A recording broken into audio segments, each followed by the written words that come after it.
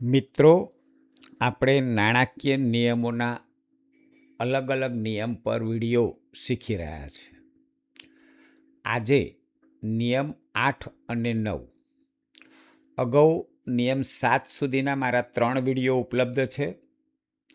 આજે આપણે ખર્ચ અને નાણાંની ચૂકવણી અને નાણાકીય ઔચિત્યતાના સિદ્ધાંતો સમજશું. જાહેર નાણાંમાંથી ખર્ચ કરતા યોગ્ય સત્તાધિકારીની મંજૂરી લેવી જોઈએ. એટલે કે મંજૂરી વિના કોઈ ખર્ચ કરી શકાય નહીં. આ માટે યોગ્ય સત્તાધિકારી કોણ? તો તે માટે આપણે નાણાકીય સત્તા સોંપણીના નિયમો ધ્યાને લેવા પડે. નાણાકીય સત્તા સોંપણીના નિયમોમાં કચેરીના વડા, ખાતાના વડા અને વહીવટી વિભાગ ત્રણેય વચ્ચે આઇટમવાર નાણાકીય મર્યાદા ધ્યાને રાખી અને સત્તાઓ વહેંચાયેલી છે. તો ખર્ચ કરવા યોગ્ય સત્તાધિકારીની મંજૂરી જરૂરી છે અને મંજૂરી મેળવવા માટે સત્તા સોંપણીના નિયમો ધ્યાનમાં લેવા જોઈએ. મિત્રો, હવે આ નિયમ 8ની નીચે એક નોંધ કરી અને ઔચિત્યતાના સિદ્ધાંતો આપેલા છે. નાણાકીય બાબતો માટે ઔચિત્યતા જળવાય એ ખૂબ જ અગત્યની છે અને આ સિદ્ધાંતો ધ્યાનમાં રાખીને આપણે કોઈ પણ નાણાકીય કામગીરી કરીએ તો હું એવું માનું છું કે ક્યારેય કોઈ ગંભીર જવાબદારીનો પ્રશ્ન ઉપસ્થિત નહીં થાય. જાહેર નાણાંમાંથી ખર્ચ કરતા કે ખર્ચ અધિકૃત કરતા દરેક સરકારી કર્મચારીએ નાણાકીય ઔચિત્યતાના ધોરણો લક્ષમાં રાખવા જોઈએ અને નાણાકીય વ્યવસ્થાનો સખત અને કરકસર અમલ કરવો જોઈએ. પોતાની કચેરી દ્વારા અને તાબાની ચૂકવણી સત્તાધિકારીઓ દ્વારા તમામ નાણાકીય નિયમો અને વિનિયમોનું પાલન કરાય એ જોવા સામાન્ય રીતે ઔચિત્યતાના સિદ્ધાંતો અગત્યના છે. તો આપણે જોઈએ ઔચિત્યતાના સિદ્ધાંતો. પ્રથમ સિદ્ધાંત છે સરકારી નાણાંમાંથી ખર્ચ કરતા સામાન્ય સમજદાર પોતાના નાણાં ખર્ચતા જે તકેદારી રાખે તેવી જ તકેદારી સરકારી નાણાં ખર્ચતા રાખવી. મિત્રો, કોઈ પણ વ્યક્તિ પોતાના નાણાં ખોટી રીતે નથી વાપરતો, એટલે કે પોતાને નુકસાન થાય એ રીતે નથી વાપરતો. જો સરકારી નાણાં પણ પોતાના જ નાણાં હોય એમ સમજીને વાપરશે તો સરકારમાં પણ ક્યારેય નુકસાન નહીં થાય અને નુકસાન નહીં થાય તો કોઈ ગંભીર જવાબદારીનો પ્રશ્ન ઉપસ્થિત નહીં થાય. મિત્રો, અહીં એક વાત ધ્યાનમાં રાખીએ કે આપણે ઘર માટે ખરીદી કરીએ તો 2, 4, 5 દુકાને ભાવતાલની ખાતરી કરીએ છીએ. તો અહીં ઔચિત્યતા એ કહે છે કે સરકારમાં ખરીદી કરો તો પણ તમે 2, 4, 5 જગ્યાએ ભાવતાલની ખાતરી કરો અને આ જ સિદ્ધાંતના આધારે આપણી પરચેજ પોલિસી બનેલી છે. તો સરકારી નાણાંનો દુર્વ્યય ન થાય તે રીતે ખર્ચ કરવો જોઈએ. બીજો ઔચિત્યતાનો સિદ્ધાંત છે ખર્ચ અમુક પ્રસંગે કરવું જરૂરી હોય એ કરતાં પ્રથમ દ્રષ્ટિ વધુ ના હોવું જોઈએ. મિત્રો, જ્યારે જેટલા પ્રમાણમાં જે જરૂરિયાત હોય ત્યારે તેટલા પ્રમાણમાં ખર્ચ કરવો જોઈએ. પ્રથમ દ્રષ્ટિએ વધુ ન હોવું એટલે ઘણીવાર ઘણી બધી કચેરીઓમાં માર્ચ મહિનામાં માત્ર ગ્રાન્ટમાં બચત રહે છે એવા કારણોસર ખર્ચ કરતા હોય છે. મિત્રો, આપણે સમયસર બચત પરત કરીએ. અંદાજપત્ર નિયમ સંગ્રહના ફકરા 103માં બચત સુપ્રત કરવાની જોગવાઈ છે. અંદાજો એ આખરે અંદાજો છે. તો બચત સમયસર પરત કરવી એ વ્યવહારુ છે અને સરકારી નાણાંનો બિનજરૂરી ખર્ચ ટાળી શકાશે.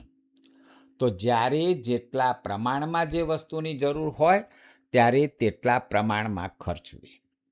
બીજી બાબત છે પ્રસંગને અનુરૂપ, એટલે એક ઉદાહરણથી સમજીએ કે આપણે એક મોબાઈલ ખરીદવો છે. મોબાઈલ 1500 રૂપિયામાંય મળે, 15,000માંય મળે ને 50,000માંય મળે. પણ આપણે મોબાઈલનો ઉપયોગ માત્ર વાત કરવાનો હોય તો 1500નો પણ ચાલે. એમાં બીજા ફંક્શન કરવાના હોય તો આપણે 15,000નો ખર્ચીએ. તો એ પ્રસંગને અનુરૂપ ખર્ચ કયો કે તમે કયા કામ માટે કયું યંત્ર ખરીદી રહ્યા છો. તો સરકારી નાણાંનો ખર્ચ હંમેશા તર્કસંગત હોવો જોઈએ. ત્રીજો ઔચિત્યતાનો સિદ્ધાંત છે પ્રત્યક્ષ કે પરોક્ષ રીતે પોતાના લાભમાં ખર્ચ ન કરવો. મિત્રો, એક સરકારી અધિકારી કર્મચારી તરીકે કાયમ આ વાક્ય યાદ રાખવાનું છે કે આપણા લાભમાં, એટલે કે આ ખર્ચ કરવું, મારી કચેરીમાં આ ખરીદ કરવું તો મને શું ફાયદો થાય, આવું જે દિવસે વિચાર્યું તે દિવસે તમે તમારી નોકરીમાં જોખમના પગલાં ઊભા કર્યા છે. અને આ પ્રત્યક્ષ પરોક્ષ લાભ લેવા માટે થઈને ઘણા બધા કર્મચારીઓ બિનજરૂરી મુશ્કેલીમાં મુકાય છે, એસીબી ટ્રેપમાં પકડાય છે અને ખોટા ખર્ચ બદલ તપાસ થાય છે અને શિક્ષા પણ થાય છે. તો મિત્રો, સરકારી નાણાં એ પ્રજાના નાણાં છે અને પ્રજાના લાભમાં જ ખર્ચવાના છે. પોતાને શું લાભ થશે એવો વિચાર કરવાનો નથી. અમુક લોકોને જ લાભ થાય તે રીતે જાહેર નાણાંમાંથી ખર્ચ ન કરવું. અમુક લોકોને જ લાભ થાય એટલે સરકારી નાણાં જાહેર પ્રજાના છે અને મહત્તમ જાહેર પ્રજા લાભ લઈ શકે તે રીતે જ ખર્ચ કરવો જોઈએ.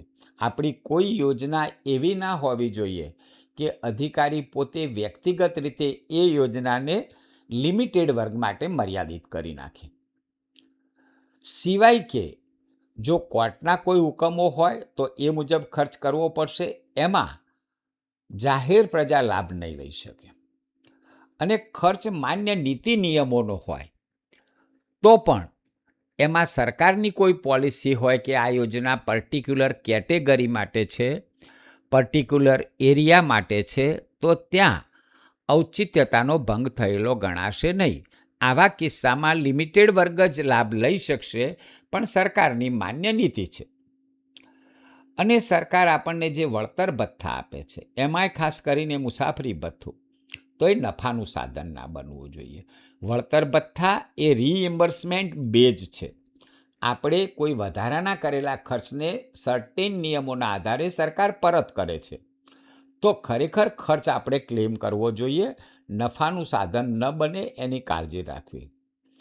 જાહેર નાણાંનો ઉપયોગ હંમેશા નિયમિત, પારદર્શી, સમાજ હિત માટે થવો જોઈએ. મિત્રો, નિયમ 9 એ સૂચનાત્મક છે. સરકારમાં નાણાં મેળવવા માટે શું કાર્યવાહી કરવી? તો જુદા જુદા પ્રકારના ખર્ચ આકારવા બિલો તૈયાર કરવા. મિત્રો, ગુજરાત તિજોરી નિયમો અન્વયે આપણે વિવિધ પ્રકારના લગભગ 52 જેટલા નમૂના છે. પગાર બિલ માટે અલગ, મુસાફરી ભથ્થા બિલ માટે અલગ, કચેરી ખર્ચ માટે અલગ, ટપાલ ટિકિટ માટે અલગ.